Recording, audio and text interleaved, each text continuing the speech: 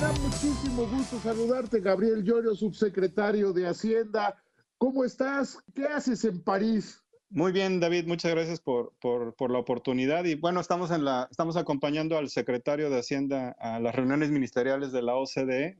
En esta ocasión, México es parte de los organismos de gobernanza de la OCDE. Los comités los preside Japón, pero México y Países Bajos somos copresidentes y al secretario le va a tocar moderar algunas de las reuniones y algunos de los comités. Nosotros vamos a tener algunas participaciones, yo personalmente, en temas de desarrollo sostenible, financiamiento de la transición energética, y prácticamente es parte de las reuniones que tenemos con organismos multilaterales cada año.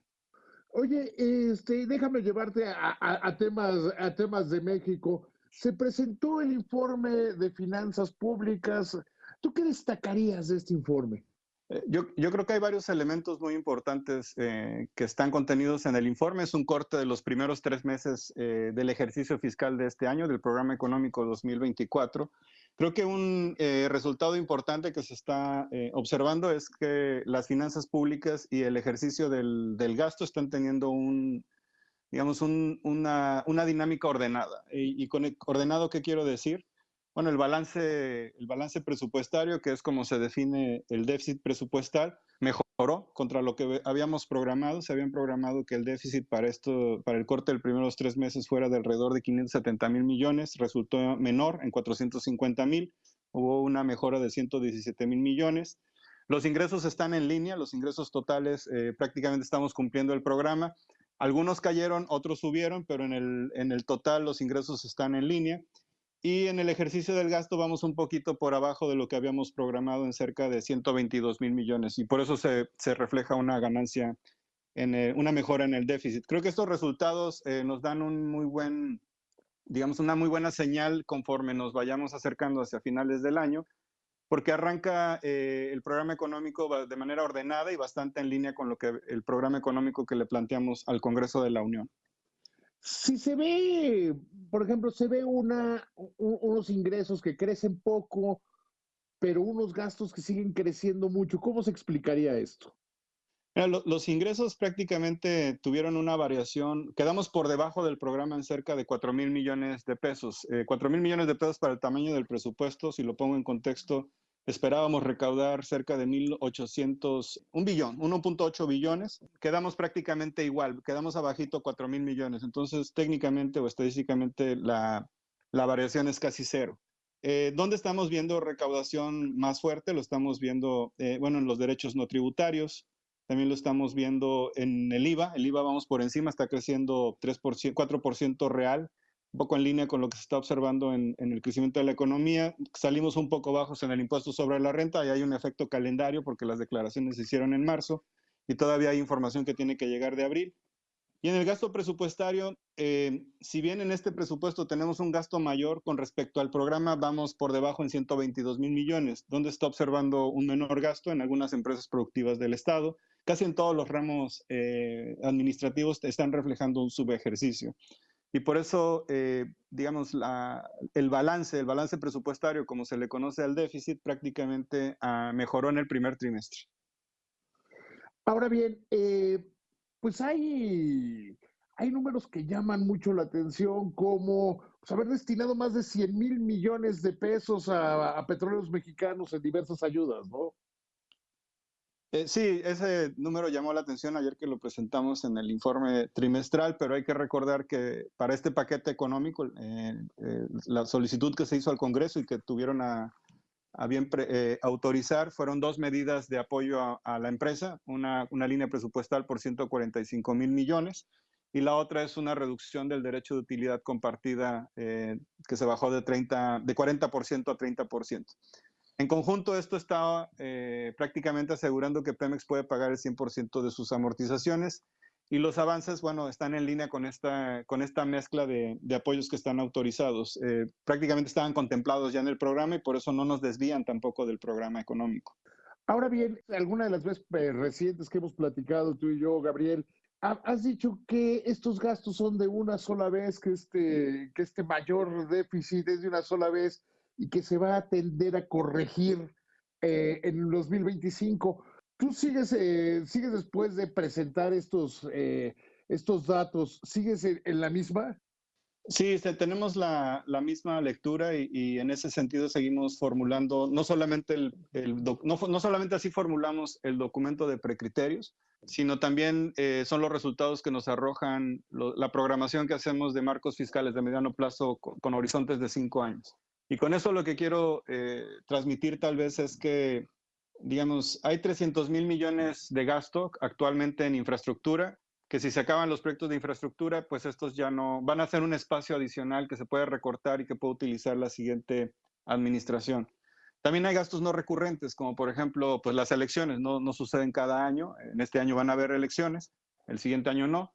Y también el censo económico y así otros gastos no recurrentes. También hay gastos esporádicos o no recurrentes como de mantenimiento de infraestructura eléctrica, y en conjunto esto nos da pues el potencial de hacer un ajuste de 2% del Producto Interno Bruto.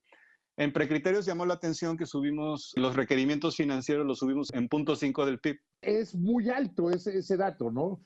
Es alto, pero se deriva no de mayor gasto, sino de efectos contables por las altas tasas de interés que están impactando la evaluación de los activos del gobierno. Entonces, esta variación en los requerimientos financieros no proviene de mayor gasto. De hecho, si se ve, como se ve en el informe, estamos teniendo un menor gasto en 122.000 millones.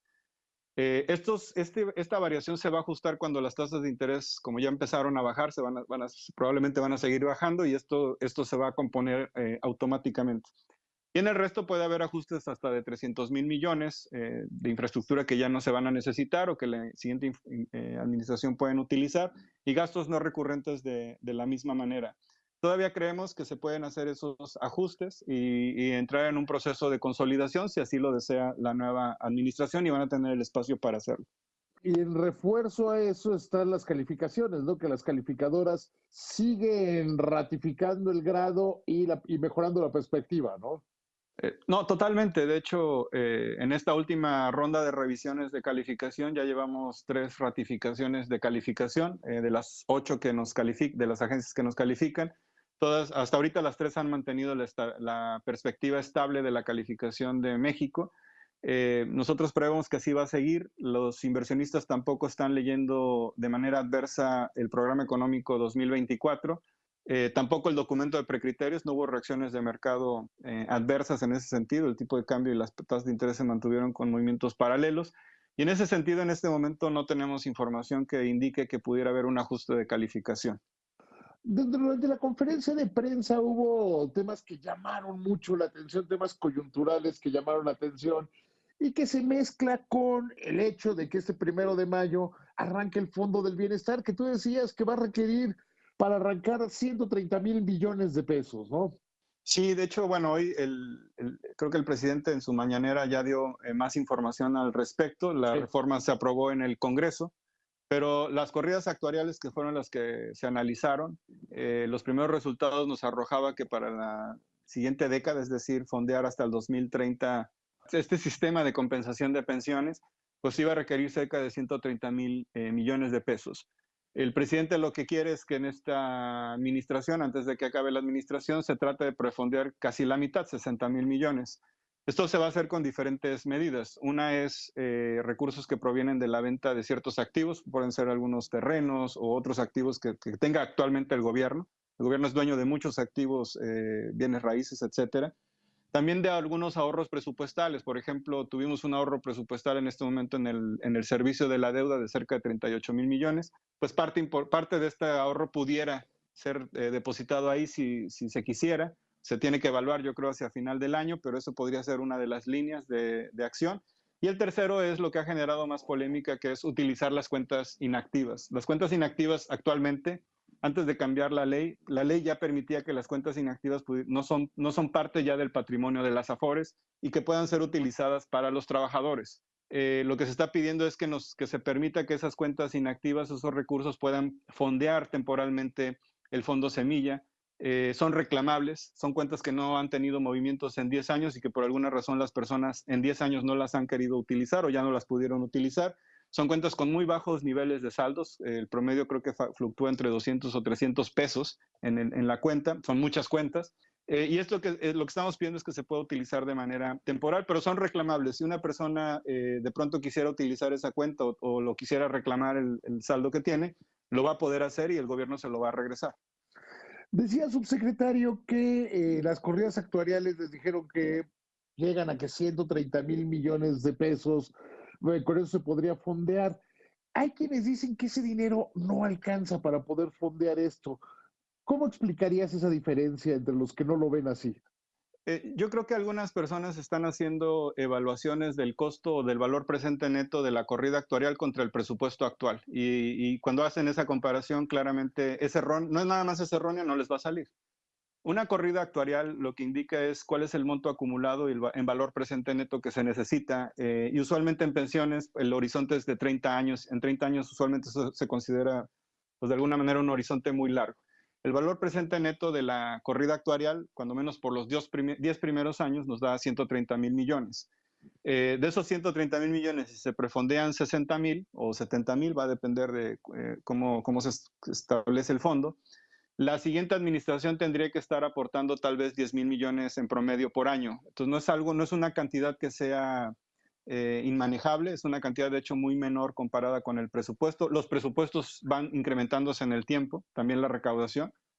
Y creo que esto en realidad es un monto que es manejable para las finanzas públicas.